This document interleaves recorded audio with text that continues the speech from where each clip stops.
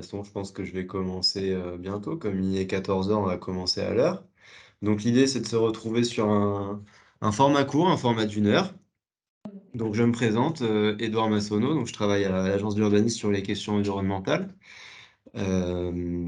Et donc, je vais essayer de vous présenter un petit peu, en ce début d'après-midi, l'outil MapSanté, un outil webinaire pardon, disponible en numérique, un outil cartographique qui va vous permettre un peu d'analyser, je vais revenir dessus, mais les déterminants de santé, c'est-à-dire, les facteurs extérieurs à l'environnement qui peuvent influer sur votre santé.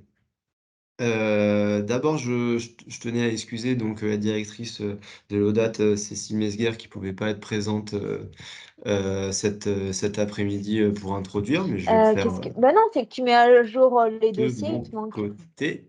Alors, je vais tout de suite fermer les micros, hein, extérieurs. Hop, je pense que ça a été fait. Voilà, donc cet outil, l'outil Map Santé, vient en fait dans une stratégie un peu plus globale, qu'on développe à l'agence depuis quelque temps, maintenant sur l'urbanisme favorable à la santé. Alors je ne sais pas si tout le monde est forcément, très sensible à cette question pour le moment. C'est quelque chose qui se développe pas mal depuis les années 2010, on va dire, en France, et même, une notion qui est apparue fin des années 80, à l'échelle mondiale. Donc il s'agit en fait de lier en fait santé et aménagement du territoire.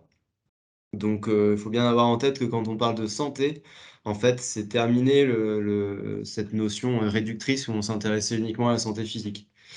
Et là, il est bien question, donc de santé à la fois donc physique, mais également, santé mentale et donc santé sociale. Donc vous voyez bien que dès qu'on aborde les 3 aspects de la santé, finalement, on est sur une notion de bien-être global qui en fait, si on associe ça à l'aménagement du territoire, est déjà traité, de manière, partielle, plus ou moins complète par les différents territoires. Mais du coup, c'est d'autant plus vrai dans le contexte de changement, climatique avec l'adaptation et l'atténuation. Et donc l'idée en fait de cette UFS, Urbanisme favorable à la santé, c'est de mettre un peu tout ça en musique et surtout, voilà, trouver de la cohérence sur les différentes actions qui ont déjà lieu, que ce soit en termes de qualité de l'air, en termes de bruit, en termes, d'aménagement d'équipements publics, et trouver un sens commun, parce qu'il est vrai que s'intéresser au bien-être de ses concitoyens pour une collectivité, c'est de toute façon un enjeu qui est vrai et se vérifie pour, n'importe quelle collectivité, à n'importe quelle échelle et quel que soit le bord politique du coup, de la collectivité. Donc voilà, c'est vraiment un enjeu commun, très chapeau, voilà, et qui parle à tout le monde, aussi bien aux concitoyens, à élus, qu'aux référents techniques, et c'est ça qui est intéressant dans cette notion. Et donc, une fois que je vous ai parlé un petit peu donc, d'urbanisme favorable à la santé, le deuxième concept que je voulais aborder en introduction, c'est la notion de promotion de la santé. Je pense que vous êtes aperçu que depuis quelques années, on n'est plus sur la santé curative, hein, donc typiquement la vaccination, mais on est passé sur une santé préventive. Donc, manger 5 fruits et légumes par jour, voilà, un message typique, de la prévention. Et là, maintenant, on est arrivé un peu à cette notion en santé publique de promotion de la santé, où là, l'idée, c'est d'aider tout et chacun, voilà, à disposer d'outils qui lui permettent d'agir lui-même sur sa santé et sur l'environnement qui influe sur sa santé. Et là, du coup, je vous introduis un troisième concept, c'est le principe de l'exposome. C'est-à-dire qu'au-delà de mon propre génome, sur lequel je ne peux pas influer, je peux influer sur les facteurs extérieurs, les facteurs environnementaux qui jouent sur ma santé. Et donc, c'est ça, cet exposome. Et donc, les facteurs environnementaux qui jouent sur ma santé, on les appelle les déterminants de santé. Et donc, ce que je vais vous montrer à travers l'outil Map Santé, c'est du coup une appréciation, une première approche pour appréhender ces déterminants de santé. Donc ça va être des données qu'on connaît déjà sur la qualité de l'air, sur le bruit, sur, les sites et sols pollués. Mais l'idée, c'est de les mettre en commun et d'avoir un peu un discours qui permette en fait, à la fois, du coup, au citoyen de voir un peu, de faire un diagnostic sur sa situation, mais c'est pas forcément l'objet premier de cet outil, vu qu'il n'est pas accessible, du coup, au grand public, j'y reviendrai tout à l'heure. Mais c'est aussi, du coup, de diffuser auprès des collectivités pour avoir un petit peu voilà, encore une fois, un enjeu cadre, un enjeu global dans les politiques d'aménagement, qu'il s'agisse d'une commune, d'un groupement de communes, d'un département, d'une région et bien sûr même à l'échelle nationale. Hem, voilà un peu ce que je voulais vous dire pour introduire tout cela. Maintenant, en termes d'organisation, ce que je vous propose, c'est que je vais un petit peu vous présenter l'outil je vais essayer de le faire en 30 minutes et puis après on échangera de manière, très ouverte, sur l'outil, sur son utilisation, sur ce qui vous plaît, ce qui ne vous plaît pas, bien entendu. Ça va être un échange assez ouvert. Voilà. Alors, maintenant en termes d'accessibilité à l'outil. Déjà, rappelons, pardon, j'ai oublié, dans quel cadre il a été développé. L'ODAT, donc nous avons l'ODAT Var, donc l'Agence d'urbanisme de l'aire toulonnaise et du Var. Si certaines et certains ne connaissent pas, donc association 1901 régie par le code de l'urbanisme et donc à but non lucratif et donc nous répondons aux demandes des collectivités, là aussi de multiples échelles, des collectivités membres et on essaie d'avoir un programme de travail partenarial qui est donc partagé entre les membres pour essayer voilà, d'avancer techniquement sur, l'aménagement du territoire. Hem et donc nous avons répondu, nous, au DATVAR, à l'appel à projets lancé par l'ARS et l'Adréal, dans le cadre du plan régional santé-environnement, donc un plan avec une stratégie et des programmes d'action, qui étaient destinés, du coup, aux associations, ça tombe bien et donc l'idée, c'était de développer cette notion d'urbanisme favorable à la santé sur le département, sur la région et donc nous, on s'est saisi de cette opportunité pour travailler à l'échelle du département. Donc on a développé un outil, numérique, accessible pour tous les membres et partenaires associés, de l'agence. Hem et donc je vais tout de suite en venir à l'accès, parce que c'est quand même important. Vous allez voir qu'il y a des données, en fait, plutôt des données qui sont disponibles en open data, sauf quelques-unes, notamment sur les périmètres de captage d'eau potable, que nous avons obtenus avec l'ARS, donc sous convention et puis des données que nous avons créées nous-mêmes. Et donc s'est posé à un moment la question de: «Est-ce qu'on ouvre cet outil au grand public?» Et de suite, il a été convenu avec l'ARS de plutôt l'ouvrir à tous les membres et partenaires.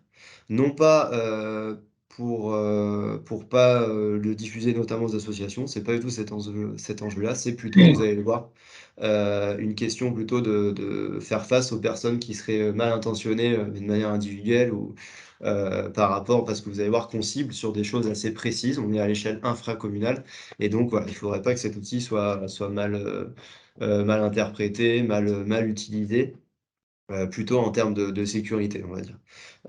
C'est plutôt ça que l'ARS avait en tête, donc c'est pour ça qu'il est disponible sous identifiant. Un identifiant générique pour tous les membres et partenaires, on a essayé de faire simple, qui du coup, si vous le souhaitez, pourra vous être transmis, donc vous sera transmis. Il y a donc Élodie, donc une collègue à moi qui est donc, qui est connectée, qui va tout de suite vous donner son mail sur la conversation et si vous souhaitez avoir accès, si vous êtes membre ou partenaire de l'agence, merci de le préciser. Si toutefois vous êtes association ou, non membre de l'agence et que vous souhaitez avoir accès, on en parlera avec l'ARS, mais c'est fort probable que vous ayez accès. Encore une fois, l'idée c'est pas de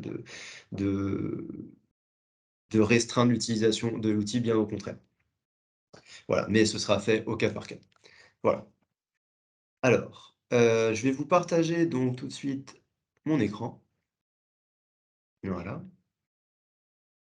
Alors, donc là normalement, voilà, vous avez accès donc, vous êtes sur la page web, là pour le coup de l'agence et avant de rentrer sur l'outil, en fait, je voulais vous montrer 2 publications, enfin 3 publications même qui parlent en fait de ce que je vais traiter aujourd'hui.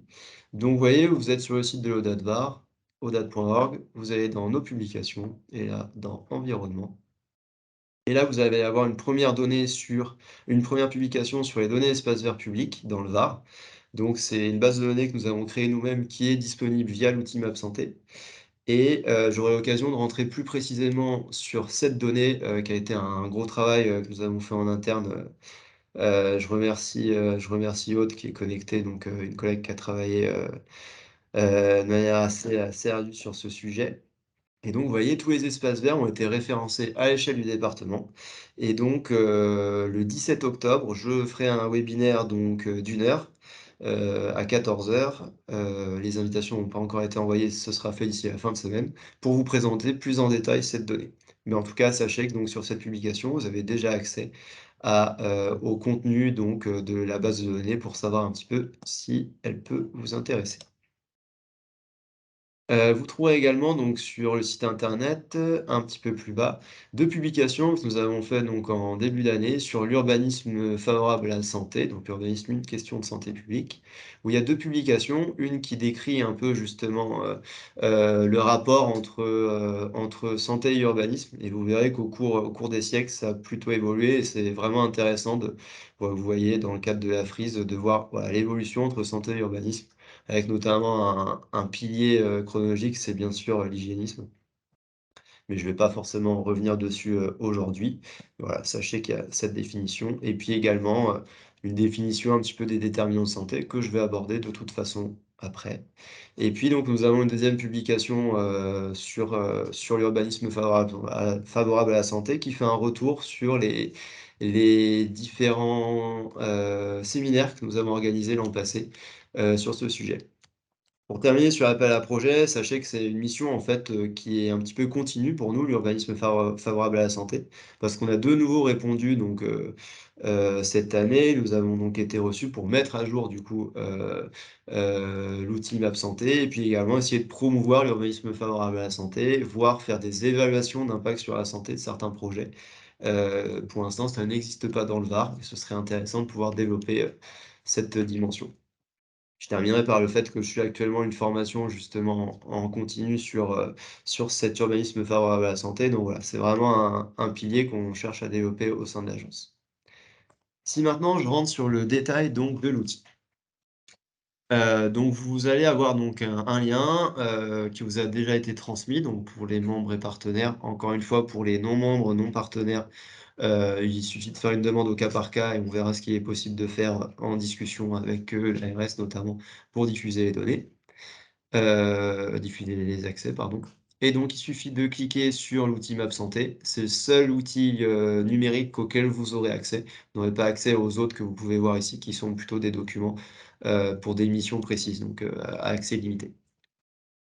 Ensuite, lorsqu'on arrive, sur la page, donc vous voyez, on est sur quelque chose, hop, sur quelque chose de dynamique sur le département. Et donc on va avoir différents indicateurs, qui sont présentés dans la légende, ci-après. Je reviendrai sur les indicateurs de santé qui sont en fait un croisement de données brutes pour essayer de faire ressortir certains enjeux. D'abord, rentrons sur les différentes données brutes qu'on peut trouver. Enfin, données brutes et indicateurs quand même déjà calculés. On retrouve en fait différents déterminants de santé, donc les fameux facteurs environnementaux qui vont influer sur notre santé. On retrouve bien sûr des informations sur l'environnement physique, sur le cadre de vie et sur l'environnement socio-économique. Le quatrième cadre, pilier, on va dire, des déterminants de santé, c'est donc la situation individuelle, l'âge, le génome, le sexe, voilà, plein de choses qui peuvent influer sur l'état de santé. Évidemment, en termes d'aménagement du territoire, c'est quelque chose qui est beaucoup plus difficile à appréhender. C'est-à-dire, pas du tout possible à appréhender. Donc on laisse de côté les facteurs individuels et donc rentrons sur le premier cadre qui va être l'environnement physique. Là, on retrouve des données sur la qualité de l'air, la qualité des sols, la qualité des eaux. Concernant la qualité de l'air, il s'agit d'une donnée du coup, carte stratégique air, donc il suffit de cliquer sur la donnée pour avoir un petit peu une description de l'information. Je clique ici sur fermer et donc si je coche, vous allez avoir accès donc aux différents, là on est sur Marseille pardon, voilà, on va plutôt se centrer là, sur les cartes stratégiques air et donc les zones en dépassement potentiel réglementaire, les zones air prioritaires sur le territoire. Là, vous avez vu que sur cette donnée, on a pu zoomer sur Marseille, mais normalement, on est plutôt sur les données à l'échelle départementale. Donc, voilà, on remettra un peu un filtre pour que l'accès soit limité sur le département. Voilà, donc il s'agit d'un indicateur calculé par, donc, partenaire, association Atmosud. Donc c'est une donnée on essaye le plus possible de pas avoir 10 000 données sur un déterminant de santé, mais d'essayer de trouver la donnée la plus précise. En aménagement du territoire, la carte stratégique R est intéressante parce qu'il s'agit d'une moyenne sur plusieurs années, ce qui permet de gommer en fait les facteurs météorologiques, et des facteurs qui vont fluctuer, soit, de jour en jour, soit même d'année en année. Donc là, on est sur une moyenne sur 5 ans et donc ça permet de cibler des points noirs et des zones de dépassement, potentiels réglementaires, donc vis-à-vis de la qualité de l'air. On est sur une carte sur des données qui commencent à dater, 2014-2017, 2013-2017 pardon. On n'a pas de données plus à jour sur, la qualité de l'air et je précise que ça ne prend pas en compte les PM2,5, les petites particules qui ont pourtant un fort impact en termes de santé. Ça a déjà été prouvé, donc c'est uniquement les PM10, donc un diamètre un petit peu plus gros et puis le dioxyde d'azote. Deuxième donnée à disposition, c'est la donnée sur la qualité des sols. Je ne vais pas forcément rentrer dans le détail sur toutes les données de manière aussi précise que je viens de le faire sur la qualité de l'air.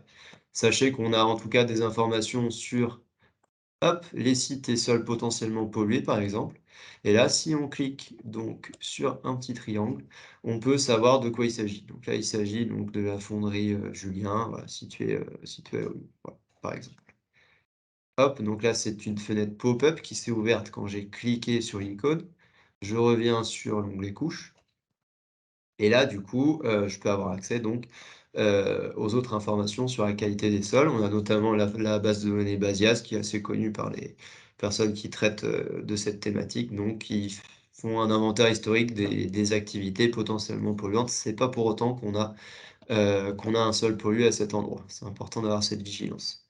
Et là aussi, en parlant de vigilance, globalement, il faut avoir en tête qu'on est sur, il faut le dire, sur un outil cartographique quantitatif qui est plutôt hors sol. C'est-à-dire que là, forcément, une chose qui va manquer par rapport au bien-être des habitants, c'est leur ressenti. Et ça, c'est très important et il faudra qu'on se questionne sur les années à venir sur comment aborder, cette question-là. Alors avec des enquêtes, avec des sociologues, qui sont les spécialistes de la question et qui ont des méthodes, pour la traiter. Mais voilà, là, on est uniquement sur, des données pour objectiver, les déterminants de santé avec les limites du coup, que cela peut avoir et surtout pas, on n'a pas les notions de ressenti. J'insiste bien là-dessus. Sur la qualité des eaux, là, on reprend les données qui sont sur la qualité des masses d'eau souterraines et la qualité des cours d'eau. Des choses assez connues, donc issues du SDAGE 2022. Donc on a là, par exemple, sur les cours d'eau, un état écologique et un état chimique qui est présenté. Donc c'est le croisement des 2 qui fait qu'on peut avoir, par exemple, un état écologique très bon et chimique également bon. Et donc ce sont, par exemple, les tronçons de cours d'eau qui sont en vert foncé. Voilà, donc vous voyez que sur la donnée qualité des eaux superficielles et souterraines, on n'a pas forcément un impact direct sur la santé, c'est-à-dire qu'on a du mal en termes géographiques d'emprise, de savoir quel va être l'impact sur, l'habitant ou sur, la personne active, située à 300 mètres du cours d'eau qui serait potentiellement pollué. Il faut forcément l'analyse du cycle de l'eau, est un petit peu plus compliqué que par exemple, l'impact de la qualité d'un sol sur, le bâtiment situé en surface, voilà, directe. Donc voilà, ça c'est une chose pour l'instant, on met en avant quand même la qualité des eaux, mais c'est difficile de mesurer l'impact direct. Dès qu'on s'intéresse au cadre de vie, là on va rentrer sur des choses, peut-être un peu plus nouvelles. Donc notamment sur les champs électromagnétiques, là on va avoir des données sur les lignes électriques à très haute tension. Et là, par exemple, donc sont présentées les lignes aériennes à très haute tension, les lignes électriques à très haute tension aériennes et souterraines. Et puis, parallèlement à ça, hop, vous voyez, donc on peut zoomer sur l'outil. On a les lignes, donc c'est le liseré qui est présenté là. Et puis vous avez les fameuses zones d'évitement. Ces zones d'évitement, c'est recommandé par l'Agence nationale de santé.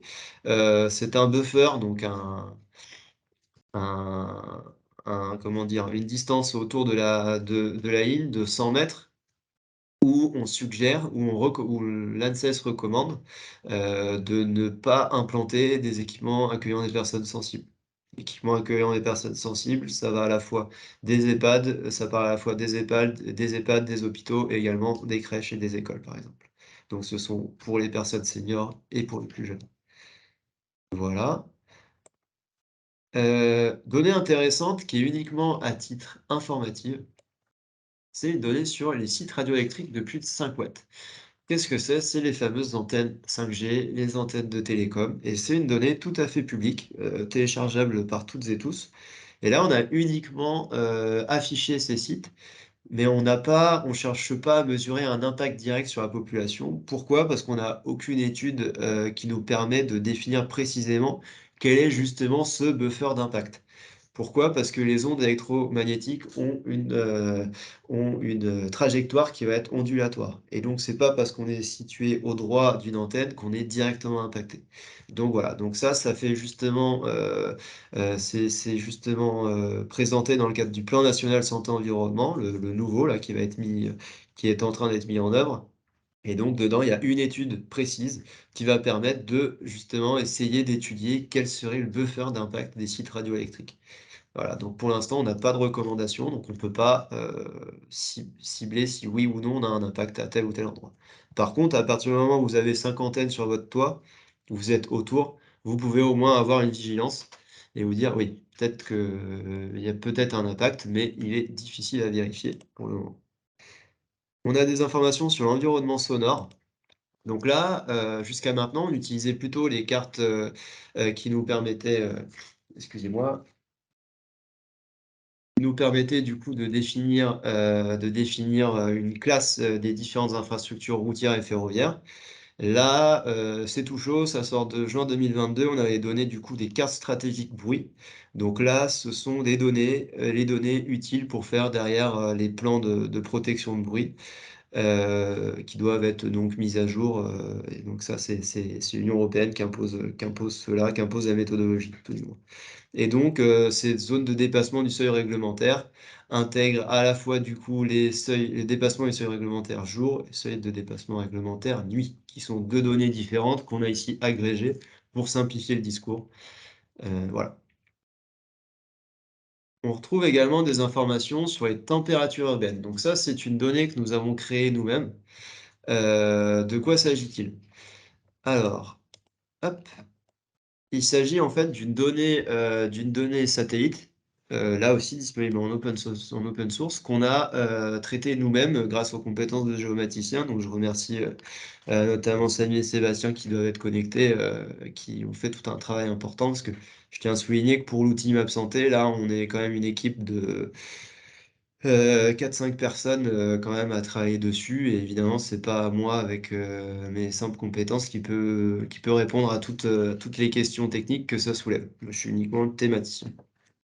Donc sur les écarts, sur les températures de surface, le principe, ça a été de modéliser en fait un calcul de température, donc les différentes surfaces, les toitures, la zone engazonnée, voilà. En fait, on est vraiment sur la notion de surface, depuis donc l'image satellite, voilà, pardon.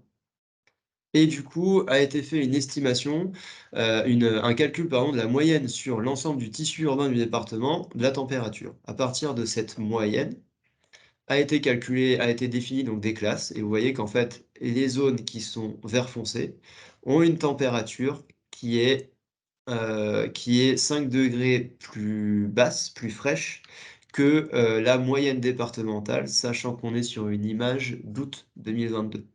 Donc ça veut dire qu'en plein été, il fait 5 degrés plus frais à cet endroit-là que dans les cases jaunes.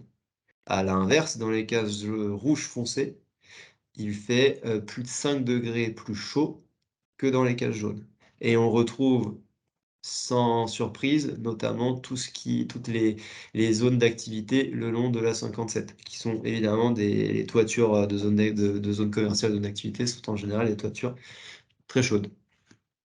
Voilà, donc vous voyez que là, ça permet d'appréhender cette notion d'îlot de chaleur urbain, mais on n'a pas la prétention de dire qu'il s'agit d'îlot de chaleur urbain. Loin de là. Pour calculer un niveau de chaleur urbain, les agences qui le font passent un peu plus de temps et travaillent sur la définition donc de l'îlot urbain, la ventilation, voilà, il y a différents paramètres météorologiques, et également les études de vent qui rentrent en compte et également architecturaux, pardon, qui rentrent en compte dans ce calcul. Donc là, on est simplement pour appréhender ces températures de surface. Ce calcul, il a été fait sur 5 années consécutives, donc de 2010, je vais vous le dire tout de suite en fait, en regardant ici, donc 2022, 2021, 2020, 2018 et 2017. La donnée de 2019 était pas disponible parce qu'il y avait trop de nuages qui nous perm donc on ne pouvait pas traiter la donnée. Et du coup, à partir de cela, donc là, je vous ai présenté la donnée sur une seule année, l'année 2022. Si on fait une moyenne, en fait, sur les 5 années, on peut essayer d'estimer les pixels, donc qui font 30 mètres par 30 mètres, où on est systématiquement sur, une température 5 degrés, plus basse que la moyenne. Et ben, en faisant cela, on peut définir les zones de fraîcheur. Donc voilà, hop, 5 années sur 5, les pixels vert foncé ont une température, plus de 5 degrés, enfin une température qui est plus fraîche que la moyenne. Donc sur les verts clairs, 2 années sur 5, on a eu une température qui était plus basse que la moyenne. On peut faire le même travail sur les zones de chaleur et là ressortent bien évidemment, des secteurs assez connus, donc les entrées de ville ouest et les entrées de ville est de la métropole, sans surprise. Voilà, et donc ça nous permet d'appréhender, les zones de chaleur et les zones de fraîcheur. Donc ça, c'est une donnée qu'on a constituée nous-mêmes à l'agence. Ensuite, une autre donnée, intéressante, c'est tout ce dans le cadre de vie, ce sont les données sur la nature en ville. Donc par exemple, sur les espaces verts publics, où là, donc on a, à la fois référencé donc, un ensemble du coup, des espaces verts sur l'ensemble du département. Hop, ouais, c'est toutes les petites taches que vous voyez à droite, à gauche. Et donc ils ont été polygonisés et donc j'aurai l'occasion de vous présenter lors du webinaire du 17 octobre un peu plus en détail cette donnée. Parce que derrière, on a défini une typologie des espaces verts, donc les espaces verts dits de proximité, les jardins historiques, donc les espaces verts associés à une bastide ou un château par exemple, les parcs urbains, là on commence à avoir une envergure plus importante et surtout plusieurs usages au sein de l'espace vert, et puis les espaces naturels aménagés, notamment bien entendu les espaces naturels sensibles. Donc on a défini cette typologie, on a donc dessiné les espaces verts et donc à partir de là, on peut calculer une offre d'espaces verts, donc de mètres carrés par habitant. Attention, on est bien sur les espaces verts publics. Un quartier qui est carencé en espaces verts, qui est constitué du coup de lotissements avec des jardins individuels, forcément, cette carence, elle sera beaucoup moins préjudiciable sur la santé des individus qu'une zone carencée sans accès à l'extérieur, bien entendu. Donc c'est pas une analyse à faire. Pour l'instant, il n'y a pas d'analyse qui a été faite, elle est possible. On peut le faire avec les collectivités, mais voilà, il ne faut pas avoir de conclusion trop hâtive. Excusez-moi. À partir de cette typologie, on peut aussi du coup calculer les notions d'accessibilité aux espaces verts. Parce que c'est bien beau d'avoir accès, à 30 m² d'espace vert. Si on est situé à plus de 3 kilomètres, finalement, ça a pas trop de sens, même si c'est sur la même commune. Du coup, on a fait un calcul d'accessibilité aux espaces verts, c'est-à-dire qu'on a, regardé à partir de l'espace vert, quelles étaient les routes qui permettaient d'y accéder en moins de 10 minutes à pied. Et donc, vous voyez, tout ce qui est, toute l'emprise là, verte, c'est en fait une zone, ce sont les zones où on a accès en moins de 10 minutes à pied à un espace vert. Et donc si on cumule cela, avec l'offre en espace vert, on commence à avoir un diagnostic qui peut être intéressant à faire à l'échelle infracommunale, donc par quartier. Donc pour les communes de plus de 2 000 habitants, on peut s'intéresser notamment aux IRIS, les fameux, quartiers définis par l'INSEE. Voilà. Une autre donnée, hein, qui peut être intéressante, c'est les sentiers de nature. Donc là, on a référencé le sentier du littoral, les chemins de grande randonnée, ou encore les pistes DFCI qui peuvent servir bien sûr de chemin de randonnée. Et puis, il y a un projet de sentier métropolitain, je ne vais pas revenir dessus aujourd'hui, Nature for City Life, qui est en cours. Et donc l'idée, c'est au-delà de voir au-delà de l'offre en espace vert public, voir quel est l'accès à la nature. Et là, vous voyez, en termes de ressenti et d'usage, on n'est plus sur la même chose. Un espace vert public, on souhaite y accéder à la sortie de l'école en moins de 10 minutes, voilà. Alors que l'accès à la nature, on est plus sur un accès du coup le week-end, en fin de semaine et voilà, on n'est plus du tout sur le même usage et les 2 sont complémentaires. Il n'y a pas du tout de jugement, bien au contraire. On a des informations sur la mobilité à vélo, notamment issues de référencements qui ont été faits par l'ODAT, voilà. Ensuite, troisième groupement, c'est ce qui concerne l'environnement socio-économique, où là, on a regardé la composition socio-démographique de la population, hein. Donc là, classiquement, on retrouve la densité de population sur les carreaux INSEE, ce sont des carreaux de 200 mètres par 200 mètres, c'est la donnée la plus fine qu'on peut avoir de population. Et puis, on a également la répartition des jeunes de moins de 5 ans. Et puis, la répartition des seniors de 65 ans et plus. Et enfin, dernière catégorie, la répartition des seniors de plus de 79 ans. Là, donc voilà, donc là, on touche aux fameuses personnes dites sensibles, les seniors et les plus jeunes. Et puis enfin, on a le nombre de ménages d'une personne. Vous voyez que si on agrège cette donnée avec la donnée de 65 ans, on peut approximer, ça ne veut pas dire que c'est directement lié, mais on peut imaginer des carreaux où on a à la fois une part de ménage constituée d'une personne importante et également où on a des seniors de 65 ans qui sont importants. Et du coup, de là, on peut se dire qu'il y a pas mal de personnes enfin, de ménages constitués d'une personne de 65 ans. Donc, personnes particulièrement vulnérables, notamment en temps de canicule. J'y reviendrai. Sur l'offre de soins, donc là, on a référencé l'ensemble des équipements de santé. Donc vous allez retrouver la médecine de proximité, la médecine spécialisée, l'offre paramédicale et les maisons de santé. Donc tout ce travail sur l'offre de soins, ça a été fait par une collègue, Marion, voilà, qui est plus spécialisée sur ces notions, sur les aspects économiques et sur les notions d'équipement. Elle a fait tout un travail sur la silver économique qui lui a permis d'avoir une première approche sur notamment l'offre de soins, sur le territoire du département, là encore. Vous retrouvez également donc un taux d'équipement pour 1000 habitants. Donc par exemple, à l'échelle communale, quelles sont les communes les mieux dotées pour 1000 habitants, donc en médecine de proximité, mais également en médecine spécialisée et l'offre paramédicale. Et puis donc vous avez un petit onglet là, informations. Si je clique dessus, en fait, j'ai accès aux différents PDF qui renvoient aux séminaires qui avaient été organisés l'an passé, donc sur l'urbanisme et la santé. Et à cette occasion, Marion avait présenté en fait, le nombre d'hôpitaux, cliniques, maisons de santé qui étaient présents et voilà, précise un petit peu à chaque fois, où se situe donc le territoire par rapport au reste du département. Donc voilà, ça donne des informations complémentaires sur l'offre de soins. Je vous inviterai à regarder, de votre côté. Voilà, hop, je reviens du coup sur l'outil. Je crois que j'en ai terminé. Ah non, on a également une information sur les logements. Donc là, on a une donnée sur la précarité énergétique des logements. C'est une donnée donc qu'on appelle Géodip. Ça a été c'est un projet global, notamment porté par l'ADEME, mais pas seulement, hein, j'ai pas tout le monde en tête, vous m'excuserez. Et donc ça permet de définir les ménages en précarité énergétique, à la fois dû au logement, dû au transport ou dû aux 2.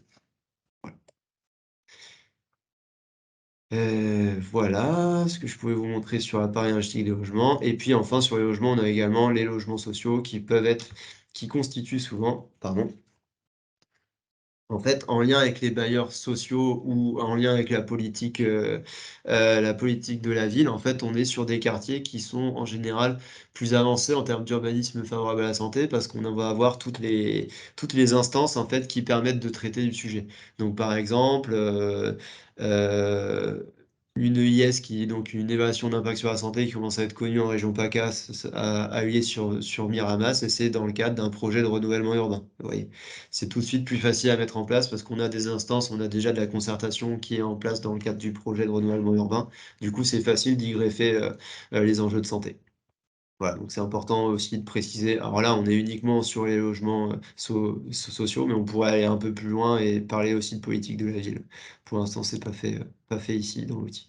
On reste sur des choses assez factuelles. Ensuite, dans les périmètres, on retrouve le foncier public, donc les parcelles qui sont dites publiques et qui sont miroirs des parcelles privées. Heu, Hop, voilà, je peux donc les afficher. Voilà, donc on est sur le foncier a priori public, ici. Et puis, les notions, du coup, on a les communes, les EPCI, la tâche urbaine. Tout de suite, je vous montre les fonds de carte qui peuvent varier si vous voulez, vous intéresser donc, de manière un peu précise à certaines zones, vous pouvez zoomer en utilisant donc l'IGN photo, le cadastre bien entendu. Également, un des fonds disponibles, d'OpenStreetMap. OpenStreetMap, hop, de manière plus générale. Bon là, on a un petit peu de mal, voilà. Ou alors tout simplement parce que vous êtes très doué, vous savez vous situer, vous pouvez ne pas mettre de fond de carte. Bon courage à vous.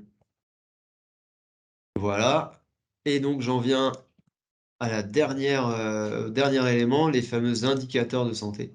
Donc là, l'idée, c'était de croiser les données que je vous ai déjà présentées sur des enjeux assez spécifiques.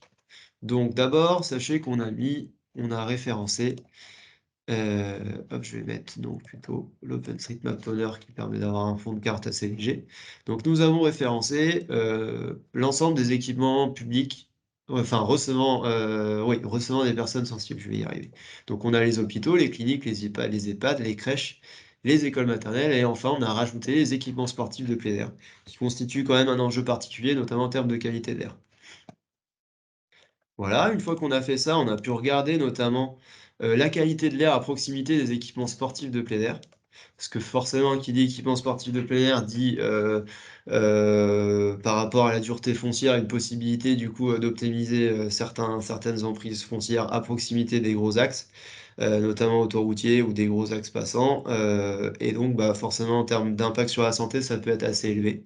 Et donc, l'idée c'est pas de revenir sur ces projets, ils sont là, ils sont faits, mais plutôt si toutefois il y a une volonté d'agir sur le renouvellement d'un équipement sportif de plein air, peut-être que pour une collectivité, cet indicateur-là permet de prioriser. En fait, c'est comme ça qu'il faut le voir. Il ne faut pas le voir de manière, simplement négative, mais plutôt en termes de priorisation d'action. Voilà. On a également ciblé un enjeu bien particulier sur l'accès aux espaces verts des crèches et des écoles. Donc là, vous avez donc les différents quand c'est picto vert, les crèches ont accès en moins de 10 minutes à pied, il en est de même pour les écoles et quand c'est gris, donc ce sont des écoles où on n'a pas accès à un espace vert en moins de 10 minutes à pied.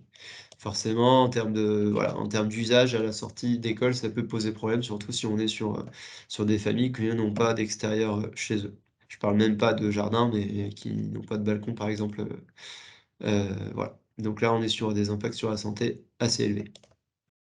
Surtout pour les enfants qui, en santé publique, sont vraiment des personnes, très vulnérables, en fait, comparées aux adultes. Et là, on a fait un petit exercice. On a essayé donc de cibler, je vous parlais tout à l'heure des carreaux INSEE, donc on a essayé de cibler les carreaux qui regroupent, donc des personnes, de 65 ans et plus et à la fois des personnes vivant seules, ce sont pas forcément les mêmes, pardon. Et également en rouge, les personnes âgées de 80 ans et plus. Et ça, on a essayé de regarder ces carreaux par rapport aux zones de chaleur que je vous ai présentées tout à l'heure. Donc là, ressortent les carreaux où il y a plus de 25 individus, donc en orange où il y a des personnes de 65 ans et plus, pardon, vivant seules, et en rouge, là où on a des personnes âgées de 80 ans et plus. Alors, ce qu'il faut savoir, c'est que les personnes de 80 ans et plus sont jugées prioritaires par rapport au premier enjeu. Donc, ça veut pas dire, c'est pas parce qu'il est rouge que forcément on n'a pas de personnes de 65 ans vivant seules dans ces carreaux-là. Bien au contraire. Donc là, vous voyez, ça peut être des zones qui peuvent être jugées prioritaires en termes, en cas de plan canicule, voilà, si toutefois les communes doivent aller voir dans le cadre de leur plan communaux de sauvegarde, en cas de forte chaleur, donc cibler certains ménages, ça permet peut-être de prioriser l'action. Donc là, vous voyez, on commence à avoir une application qui peut être concrète, qui reste des estimations, mais voilà, qui peut être intéressante. Et on a fait le même travail pour les carreaux regroupant 50 individus au plus. On a à peu près les mêmes carreaux qui ressortent, mais forcément un petit peu moins. Voilà, je crois que j'en ai fini et j'en viens au dernier indicateur. Vous voyez, en zoomant petit à petit, donc là, vous voyez, si je dézoome, c'est grisé ici, l'indice vigilance santé. Et si je zoome, voilà, j'ai accès à cet indice. Donc là, le principe, c'est que pour chaque parcelle du département, on a sommé les contraintes, donc 6 contraintes qui étaient facilement interprétables: pollution de l'air, bruit, pollution des sols, pardon, champ électromagnétique, donc uniquement les lignes à très haute tension, les fameuses zones de buffer que je vous ai présentées tout à l'heure, les zones de chaleur et la carence en espace vert, donc pas d'accès en moins de 10 minutes à pied. Et donc on a sommé ces différentes contraintes et ça nous permet en fait de hiérarchiser un petit peu les parcelles. Donc là encore, l'idée c'est pas de cibler sur la parcelle rouge foncé où il y a 6 contraintes, absolument pas. L'idée c'est de dire si vous avez, un projet de mettre en place une école, un EHPAD ou voilà, tout autre équipement accueillant les personnes sensibles, et que une fois que vous avez fait votre analyse foncière, qui est déjà assez compliquée, vu la dureté foncière qu'on a sur le territoire, si vous avez 2 à 3 parcelles qui ressortent, et ben voilà, cet outil permet au moins de prioriser la parcelle qui, en termes de santé, serait plus intéressant, voilà, de mobiliser pour cet équipement-là. Voilà, donc c'est simplement l'idée, c'est de prioriser et pas de jeter la pierre sur, tel ou tel propriétaire de parcelle, loin de là. Voilà, ce que je pouvais vous dire, donc je vais tout de suite arrêter la présentation. J'ai été un petit peu bavard, j'espère que j'ai été clair et voilà, n'hésitez pas si vous avez des questions.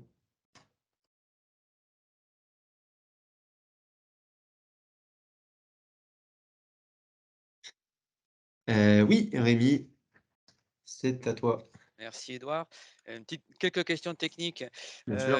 Tu nous as dit que les particules, les PM2,5 n'étaient pas prises en Ouais. compte.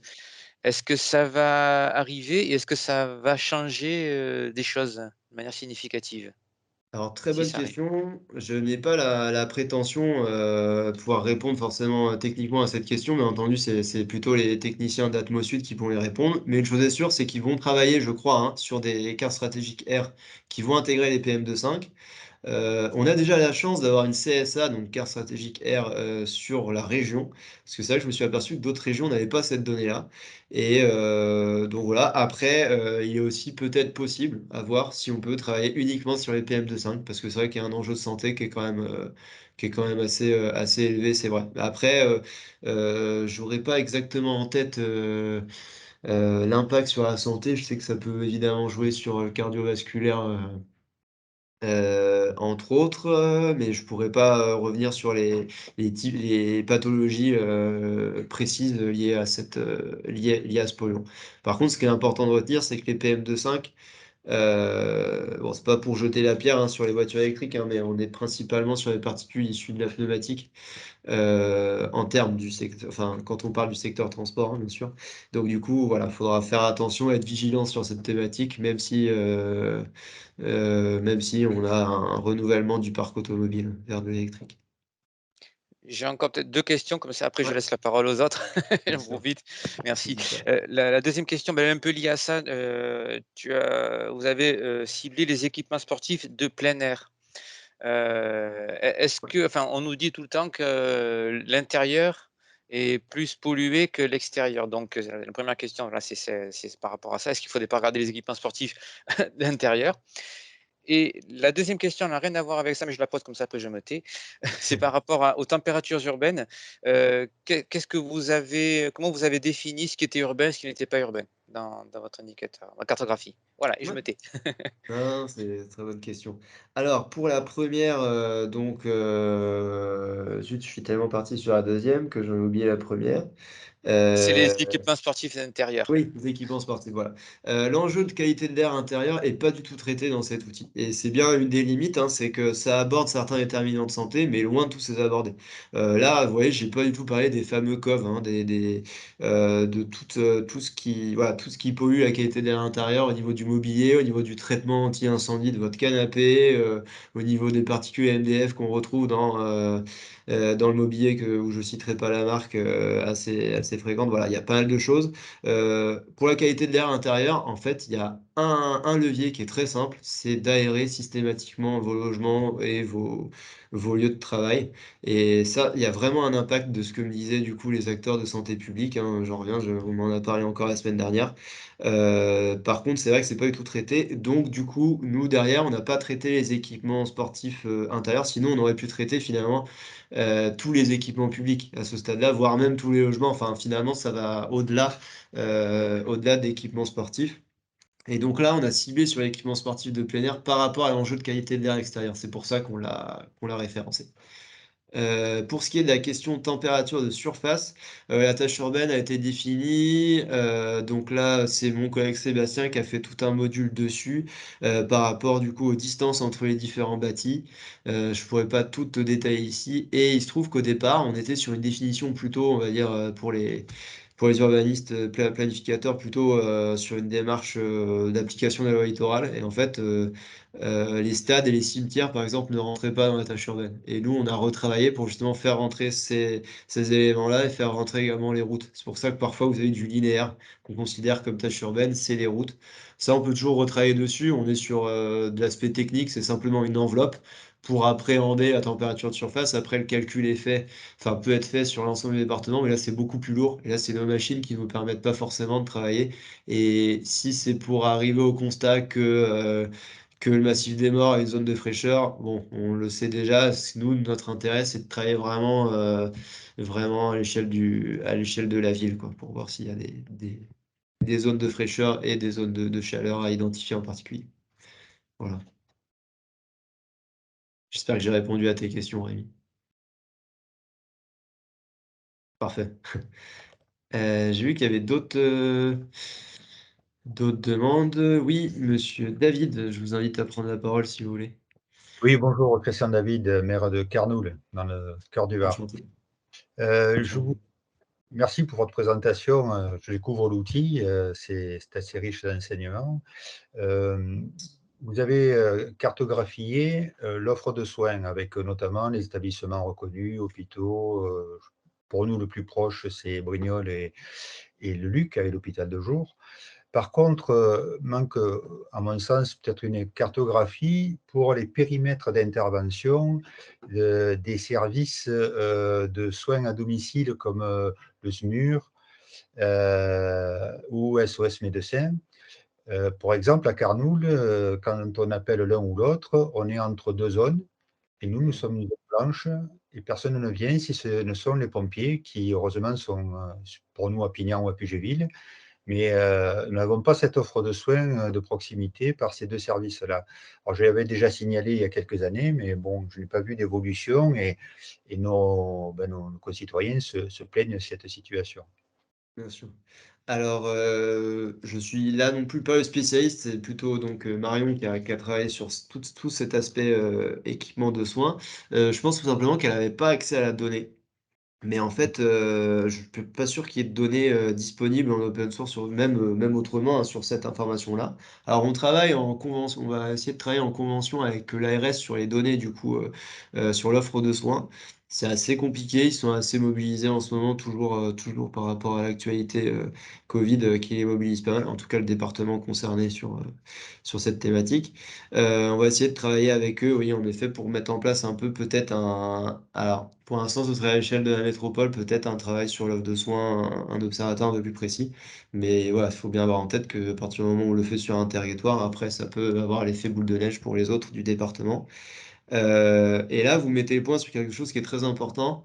C'est que du coup, à chaque fois, au moment des séminaires, on est rentré par la thématique offre de soins parce qu'on savait que les élus et les concitoyens étaient particulièrement sensibles à cette question. Et donc, l'idée, c'est de partir donc, du curatif, hein, de je soigne quelqu'un, d'aller vers du coup ces notions de prévention par rapport aux déterminants de santé. Donc, ça illustre bien le fait que c'est vrai que les élus, et je comprends tout à fait, sont avant tout sensibles à cette question d'offre de soins. Euh, Par rapport au séminaire et le petit onglet information que je vous ai mis là, pour avoir accès donc, au PDF des différents séminaires. Donc, il y a eu 4 séminaires qui regroupent la totalité donc, du département. Donc, plusieurs communautés de communes, communautés d'agglo ou métropoles étaient associées donc, en fonction du périmètre qu'on avait défini. Et donc, il y a une analyse qui est un peu plus fine en fait sur l'offre de soins où forcément, quand on s'intéresse à de la médecine spécialisée, on est prêt à aller plus loin que pour de la médecine généraliste. Donc, la carence ne va pas être la même. Donc ça, c'est important de l'avoir en tête. Mais en tout cas, je note votre question pour voir un peu si on peut avoir des informations sur du coup, vous disiez l'offre médicalisée à domicile. Voilà, c'est surtout pour répondre aux cas d'urgence qui Ouais, éviteraient ouais, je comprends. de partir dans les urgences hospitalières qui sont plus que saturées. En plus, ça, Ouais, c'est une période.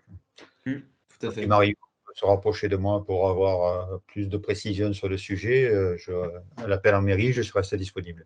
D'accord, bah, je vais essayer de voir. Honnêtement, je vous garantis rien, hein. Je pense que si on avait pu le traiter, on l'aurait fait, mais voilà. Je Bah, note en écoutez, tout cas. Ouais, tout à fait.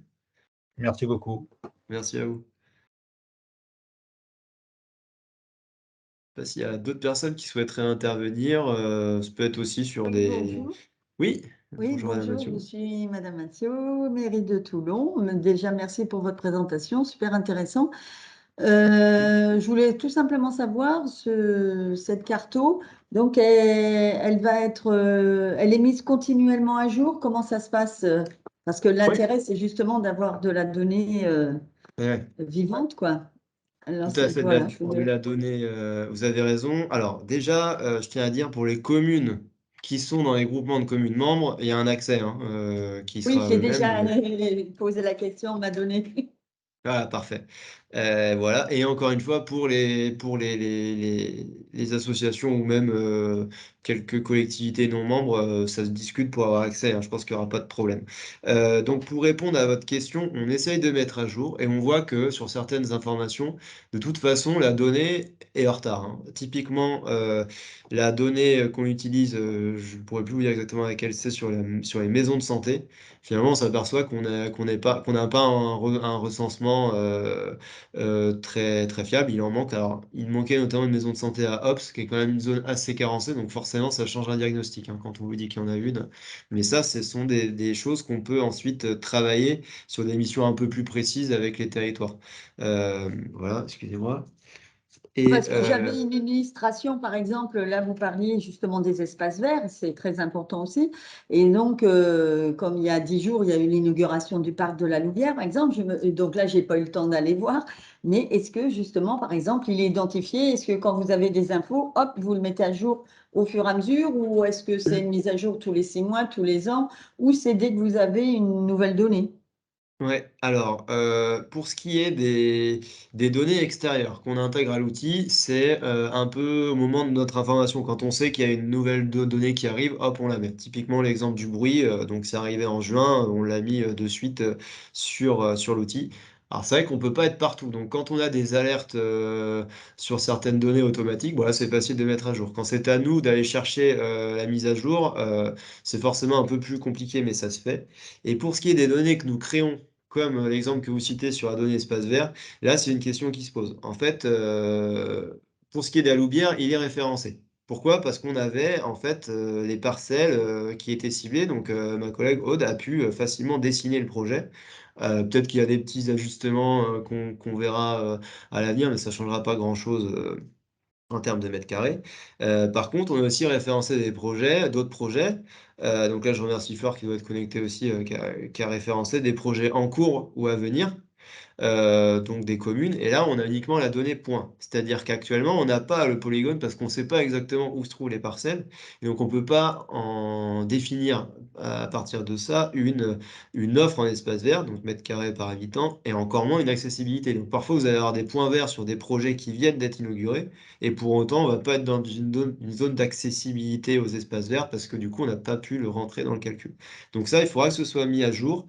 Je vous cache pas que pour l'instant, on n'a pas défini encore la politique de mise à jour qu'on allait faire. C'est un travail quand même assez lourd. Je pense qu'on serait plutôt dans l'optique, comme vous le mentionniez, une mise à jour tous les 6 mois. On dit, tiens, les projets qu'on a référencés, on les passe en polygone, c'est-à-dire en surface vraiment précise. Donc tous les 6 mois ou tous les ans, je pense. Voilà. Plutôt tous les ans, on a dit que ce serait déjà super. Après, c'est vrai qu'on a la chance d'être sur une thématique qui va pas non plus. On peut avoir des petits espaces verts qui sont assez dynamiques et tout, mais sur les gros espaces verts structurants, on n'en a pas non plus, on n'a pas tous les jours des parcs de la Loubière. Bon, c'est dommage, mais c'est compréhensible. Voilà. Ça a répondu à votre question. Oui, oui, merci. C'est bon. Et donc, je rappelle, le 17 octobre, lundi à 14 h, je ferai une présentation plus précise sur les données d'espace vert qui, je pense, peut donner des perspectives de travail assez intéressantes, que ce soit à l'échelle communale, intercommunale ou départementale. Voilà. Et donc, évidemment, c'était à disposition pour aider à utiliser la donnée et l'analyser surtout. Voilà. Je ne sais pas s'il y a d'autres interventions, peut-être. Oui, excusez-moi. Non, vous excusez pas. Françoise Bonaventure, mairie de Hope, c'est CCLGV, donc Communauté de communes de la Clé-Gorge du Verdon. Juste, oui, bon, la maison de santé à Hope, impeccable, on a ce qu'il faut, c'est très bien. Mais parallèlement, on n'a plus d'urgence de nuit à l'hôpital de Draguignan et on doit partir sur Brignoles ou voir Fréjus. Voilà, alors on est un peu aussi en carence de ce côté-là. Et ouais. Et là, bon, alors c'est pas l'objet forcément aujourd'hui, mais c'est vrai que dans le cadre du coup de formation que je suis, il y avait un intervenant qui forme les directeurs d'hôpitaux qui est intervenu. Et il disait, il y a 15 ans, moi j'ai proposé le modèle des maisons de santé en fait. Et et pour que du coup, on ait un peu des médecins généralistes qui viennent sur les territoires carencés. Et donc ça pose évidemment des questions pour nous en termes d'aménagement du territoire, hein, une dévitalisation des centres-bourgs, mais ça c'est un autre sujet. Et du coup, il expliquait que c'est vrai que voilà, ça c'est un modèle par rapport à la médecine de proximité, mais par rapport aux urgences, là, voilà, il n'y a pas forcément de modèle un peu disponible, si ce n'est que normalement, voilà, à partir du moment où on a des généralistes qui s'installent, normalement, ça permet de limiter un peu l'impact sur les urgences. Après, sur le fait qu'ils soient fermés de nuit, ça, malheureusement, c'est la politique de chaque établissement. Mm. Merci.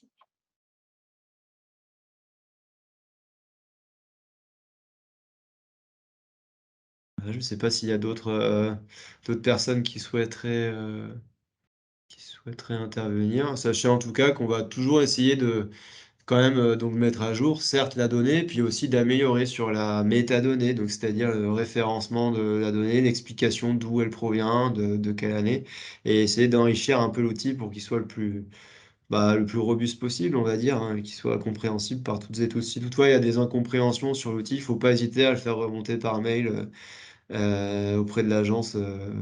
Voilà, je pense que vous avez mon mail, sinon il faut pas hésiter. Je peux peut-être je laisse Elodie envoyer mon mail si vous souhaitez. Oui, j'ai déjà mis ton Parfait. mail dans le chat et tu avais encore des questions. Ah, La question d'Adrien, notamment, dans le chat. Tu veux que oui. je te le dise ou tu les as sous les yeux? Oh, bah, je laisse Adrien me poser la question. Je les ai écrites, mais c'était pour laisser parler toutes les autres personnes qui sont intervenues en amont, parce que je peux te la poser en direct. Mais simplement, tu l'as dit, c'est pas un outil qu'on retrouve de partout, mais est-ce qu'il y a d'autres exemples quand même dans d'autres territoires? Comment est-ce qu'il a été utilisé? Est-ce qu'il a fait l'objet de politiques publiques? Et comment faire pour le diffuser à un maximum auprès des élus, des techniciens, pour que ce soit des sujets qui soient partagés par la suite par le plus grand nombre? Pardon. Alors, moi j'ai eu l'occasion de présenter du coup au niveau des ARS et puis aussi au niveau national et notamment à l'HESP, donc où je suis à la formation, l'école des hautes études en santé publique. Et non, c'est un outil plutôt unique. Il y a des outils existants sur l'offre de soins, hein, sur l'accès vraiment, voilà, sur l'aspect vraiment équipement. Notamment, l'agence avait aidé l'ARS autour de Nancy, je crois, Nancy ou Metz, je sais plus, enfin, dans le Grand Est par là-bas. Par contre, sur l'aspect donc des déterminants de santé, là pour le coup, il n'y avait pas encore d'outils. Quand l'ARS a vu ce travail, donc l'antenne départementale était très contente, les autres antennes départementales eh ben, aimeraient bien avoir la même chose, donc peut-être que la question va se poser au sein des quatre agences au moins du réseau Sud, donc l'agence, si je simplifie, d'Avignon, celle d'Aix, celle de Marseille et la nôtre, et puis bientôt celle de Nice, voir si on peut développer l'outil à l'échelle régionale, et sur pas mal de données, ce serait possible. Pas sur la donnée d'espace vert, où là c'est une donnée qu'on a produite nous-mêmes, mais sinon sur pas mal de choses, on pourrait envisager cet outil. Après, reste à voir qui le met en place, sous quel format et avec quel financement. Et sur la Voilà. manière un peu de traduire ça en politique publique, il y a déjà une Ouais. réflexion qui est en cours. Et peut-être que je poserai même la question du coup aux élus et aux techniciens qui sont parmi nous, savoir du coup pour échanger sur comment est-ce que vous avez pu vous prendre connaissance de ces sujets-là, comment est-ce que vous pensez qu'il faut les diffuser, qu'est-ce qui vous touche peut-être plus particulièrement pour que nous aussi en tant que techniciens, pas forcément sur ce domaine-là de l'urbanisme favorable à la santé, mais qu'on puisse mieux discourir, en tout cas avoir les bons arguments ou les bonnes approches qui vous touchent ou qui vous intéressent plus particulièrement. Je laisse peut-être les élus intervenir, puis moi je préciserai peut-être après sur ce qu'on envisage au sein de l'agence. Ouais. Je sais pas si Monsieur David, Madame Mathieu, si vous avez des envies particulières par rapport à l'outil ou pas. Et surtout, ouais, la manière de l'utiliser, parce que ça reste, c'est vrai, assez technique, assez complet. Donc, Eh bien, disons, je vais essayer de l'utiliser avant et je reviendrai vers vous, parce que j'ai vu qu'il y avait plein de choses intéressantes. Donc, c'est pour ça que je voulais y accéder, mais il faut déjà que je l'étudie un petit peu pour oui, oui, voir tout à fait. si, voilà, c'est un peu prématuré. Oui, Christian David, pour ma part, donc, est-ce que cet outil est accessible par nos urbanistes qui travaillent pour nous dans le cadre de révision de PLU et autres? Ah, vous voulez dire, oui, les bureaux d'études qui travaillent pour vous, bah, c'est un accès qui peut leur être ouvert. Enfin, il suffit de leur transmettre. Alors, c'est dans le cadre du travail. Bon, c'est sûr que c'est un peu flou, savoir comment. On n'est pas encore très au clair sur la stratégie de diffusion de l'outil. Mais de toute façon, oui, c'est utilisable pour chacune des collectivités. Donc, du coup, l'idée, c'est bien de l'utiliser pour ensuite chacun de vos PLU. Parce que ça peut être en fait un enjeu clairement ciblé dans votre PADD. Et ça peut être intéressant parce que, comme je vous expliquais, tout peut découler de ça, hein. Ça peut être un cadre général qui vous permet de parler de mobilité, de limitation de l'étalement urbain, voilà, de pas mal de choses. Donc oui, enfin en tout cas, oui, c'est diffusable, vous pouvez le faire tout à fait. Ouais. Oui, c'est intéressant pour toutes ces réflexions sur l'avenir, parce que bon, je vous posais tout à l'heure la question du soin immédiat.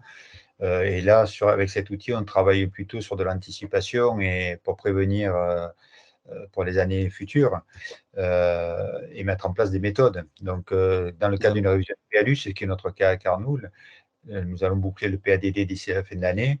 C'est un outil qui peut être visité par notre bureau d'études et peut-être avoir quelques clés complémentaires à leurs outils pour nous faire des propositions. Surtout qu'il est possible que pas mal de données soient déjà utilisées, alors celle-ci ou une autre, hein, ça c'est pas trop le sujet, notamment sur, je pense à la qualité de l'air, mais après, voilà, l'idée de l'outil, c'est de le mettre en musique et de les mettre en cohérence avec d'autres déterminants, quoi, pour créer un cadre, hein, surtout. Voilà. Très bien, merci. Je vais être obligé de vous quitter, donc je vous remercie beaucoup. Merci à tout le monde. Bonne fin de Merci à journée. vous, monsieur David. Je vous remercie. À bientôt, au revoir. Et voilà, juste pour terminer sur cette question d'Adrien, ouais, l'idée c'est bah, après, on n'en a pas trop même encore discuté en interne, mais je pense que oui, c'est un sujet qui peut être diffusé largement sur pas mal d'études, qui pourrait même donner une cohérence sur nos différents travaux, en fait. Après, c'est pas forcément, enfin, c'est pas à moi de décider de cela, et on verra bien, mais en tout cas, ça peut être utilisé à l'échelle du projet urbain jusqu'à la planif, et sur des sujets aussi bien économiques qu'environnement ou mobilité ou habitat. Donc, ouais, c'est sûr que on est sur un sujet transversal voilà, qui pourrait donner un cadre méthodologique pour l'ensemble de nos missions. Après, la question se pose sur les projets urbains, sur les compétences ou sur les compétences communales. Comment nous, au date, on peut être sollicité, donc à travers du coup la communauté de communes, la communauté d'agglo ou métropole pour travailler pour une commune, ce qui est rarement le cas. On travaille plutôt à l'échelle un peu plus globale. Mais voilà, peut-être ça peut être envisagé sur des territoires tests, voilà, des choses comme ça. Ouais, j'espère avoir répondu à ta question, mais je pense qu'on aura l'occasion d'en discuter en interne et puis également avec nos membres partenaires, je pense, pour voir un peu le futur par rapport à cette thématique. Complètement. Merci, Edouard. Voilà, il est 15h03. J'espère avoir été clair pour toutes et tous. N'hésitez pas à utiliser l'outil, à nous faire remonter ce qui fonctionne, mais également ce qui ne fonctionne pas, hein, c'est évolutif. Et puis bah, j'espère, je vous dis au 17 octobre, hein, pour vous préciser les choses sur la donnée espace vert. Voilà, donc très bonne fin de journée à toutes et tous et à bientôt. Merci beaucoup. Merci, au revoir. Au revoir. Merci.